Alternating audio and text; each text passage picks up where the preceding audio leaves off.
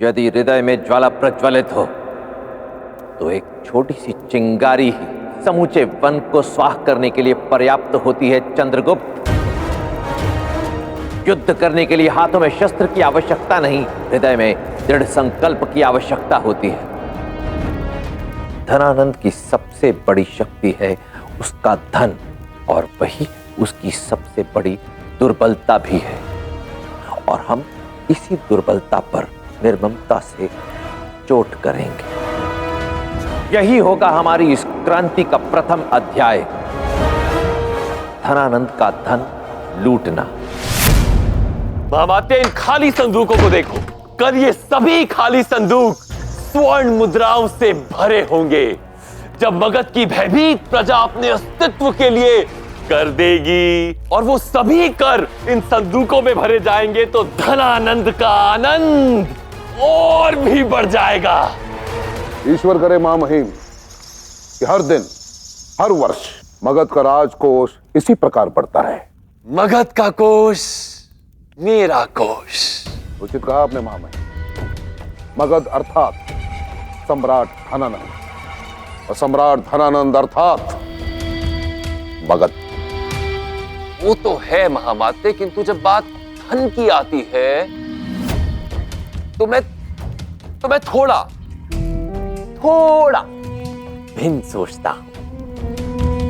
मगध से भिन्न आप तो जानते ही हैं महामाते। जी महामहिम, जानता हूं। इसलिए आपके प्रिय धन को उसके उपयुक्त और सुरक्षित स्थान पर भेजने का प्रबंध कर दिया है मैंने। एक ऐसा स्थान जो मगध में ही है, पर मगध के दृष्टि में नहीं। कल की प्रतीक्षा रहेगी मुझे। कल ना केवल मेरा धन आ रहा है, अपितु मेरे तिल चट्टे के 3 मित्र भी आ रहे हैं। और आप तो जानते ही हैं महामाते कि मुझे असक्षम लोग बिल्कुल नहीं बाते। निश्चिंत रहिए महामहिम। इस अमात्य राक्षस के होते हुए ऐसा कोई व्यक्ति राजमहल में प्रवेश नहीं कर सकता जिसके मन में, जिसके मंशा में, जिसके प्रतिभा में सम्राट के प्रति सेवा भाव न हो।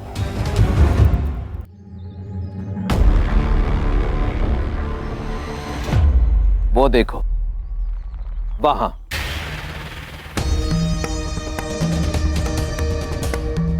इन गाड़ियों में वो धन जा रहा है जो धनानंद ने मगध की प्रजा से कर के रूप में वसूला है।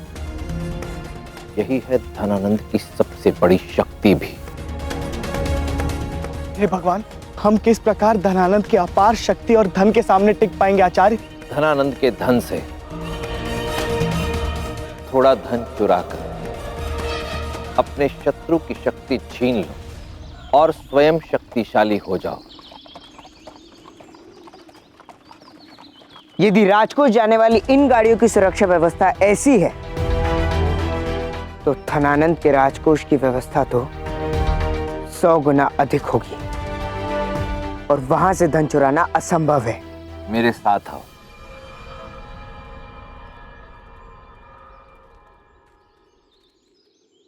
हम यहाँ क्या कर रहे हैं?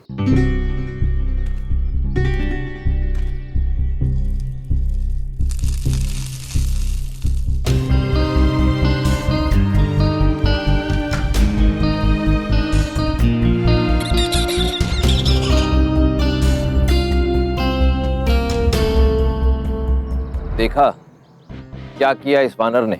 इसने कुछ मूंगफलियां खाई और कुछ आगे के लिए जमा कर रहा है। उचित कहा तुमने। धनानंद भी इस वानर की भांति ही है। वो अपने धन को लेकर इतना असुरक्षित है कि अपना सारा धन केवल राजकोष में नहीं रखता, कुछ धन किसी गुप्त स्थान पर छिपाकर भी रखता है ताकि वो उसके दुर्दिनों में उसके काम आ सके। तो आपके कहने का तात्पर्य है कि धनानंद अपने ही राजकोष में से धन को चोरी कर उसे महल से कहीं दूर, कहीं और छिपा कर रखता है। हाँ, और तुम्हें उस गुप्त स्थान का पता लगाना होगा। राजकोष की तुलना में उस स्थान की सुरक्षा व्यवस्था कम होगी, क्योंकि धनानंद उस गुप्त स्थान की गोपनीयता को बनाए रखना चाहेगा।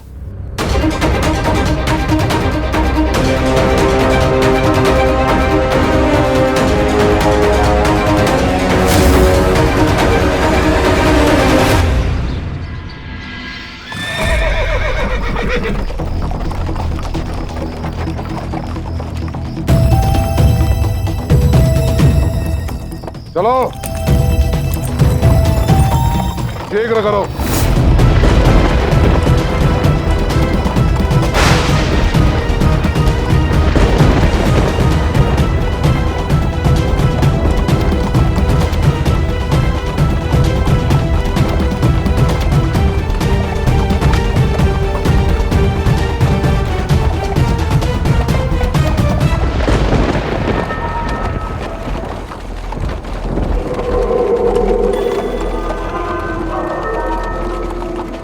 इन अश्वों ने अपनी चाल क्यों बदल ली?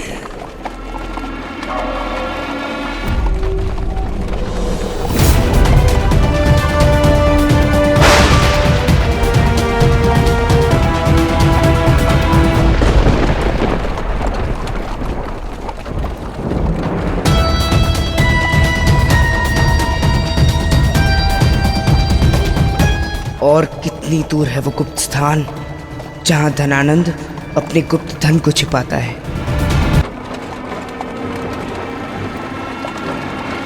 रथ रोको।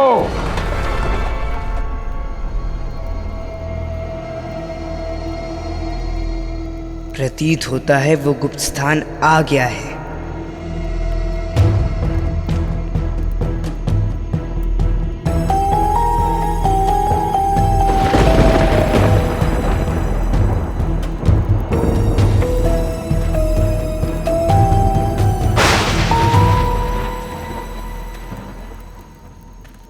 क्या बात है अमात्य जी, आज पहली बार आपने गुप्त स्थान से पहले ही रथ को रोकने का आदेश दे दिया।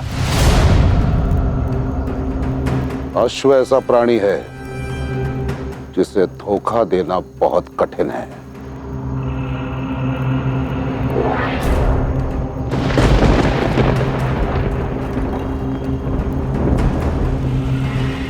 जब हम महल से निकले थे तो अकेले थे, परंतु मार्ग में एक बिन बुलाया अतिथि हमारे साथ आ गया, जो अभी रथ के नीचे छिपकर बैठा है।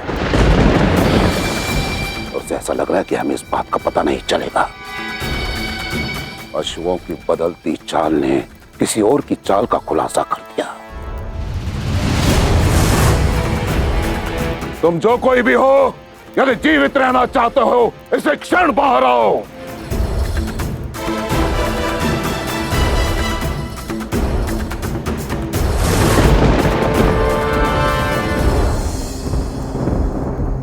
निकालो घुसपैठिए को बाहर, इसे क्षण।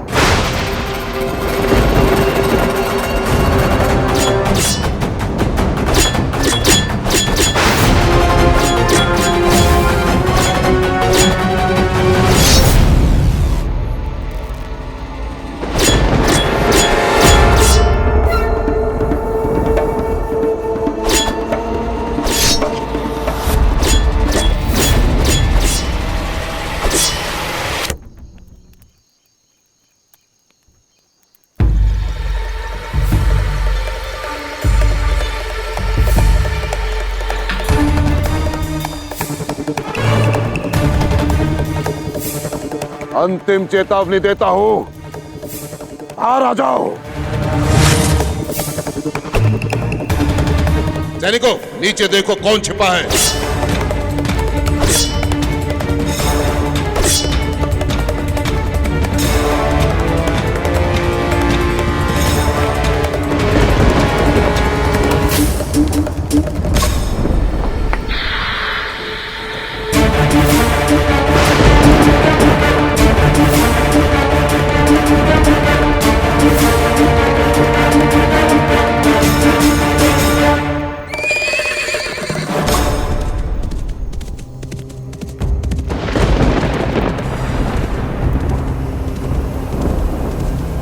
आक्रमण करो, बच के जाने ना पाइए।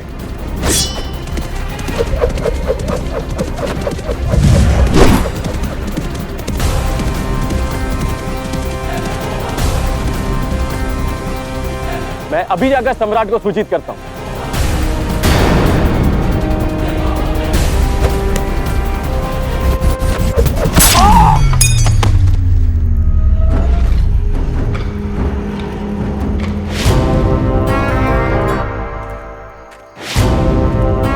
इसलिए तुम सैनिक हो और मैं अमात्य, क्योंकि मैं समस्या उत्पन्न होने पर सम्राट को सूचित नहीं करता, उसका निवारण करने के पश्चात सूचित करता हूं। कदाचित अमात्य राक्षस की ये बात तुम्हें सदैव स्मरण रहेगी। स्मरण रहेगी ना?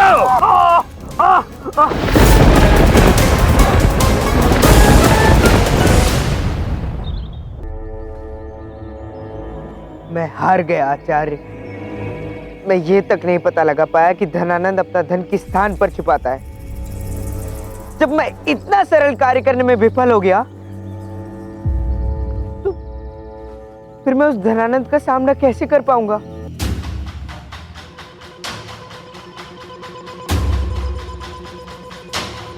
कैसे उसके विरुद्ध अपनी सेना खड़ी कर पाऊंगा? कैसे क्रांति का आरंभ होगा?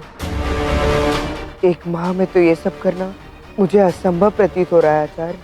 युद्ध में असफल वो योद्धा नहीं होता चंद्रगुप्त जो लड़कर नीचे गिर जाता है।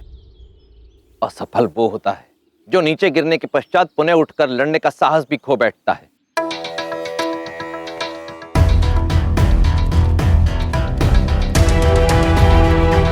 इस चींटी को देख रहे हो चंद्रगुप्त? देख रहे हो कैसे वो अपने मुंह में मिष्ठान का एक छोटा सा टुकड़ा लेकर उसे अपने छिद्र तक ले जाने का भरसक प्रयास कर रही है। बार बार गिर जाती है, परंतु पराजय स्वीकार नहीं करती। पूरे धैर्य और साहस के साथ पुनः जुट जाती है अपने कार्य में। और तुम देख लेना, ये अंततः सफल भी होगी,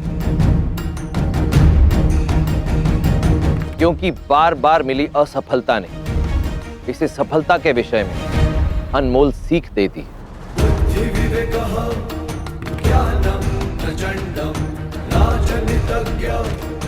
यदि धनानंद के गुप्त धन तक पहुंचना इतना ही सरल होता तो अब तक असंख्य लोग वहां तक पहुंच चुके होते चंद्रगुप्त। यदि तुम्हें उस धन तक पहुंचना है तो इस चींटी की भांति निरंतर और अथक प्रयास करने होंगे। एड़ी चोटी का बल लगाना होगा।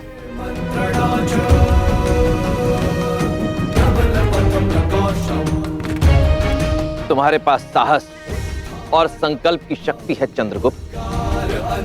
अब तुम्हें सीखना है कि अपनी पराजय को विजय में परिवर्तित कैसे किया जाता है। और आपके अनुसार ये सब कैसे होगा? समय आ गया है तुम्हारे शस्त्र विद्या के प्रशिक्षण का।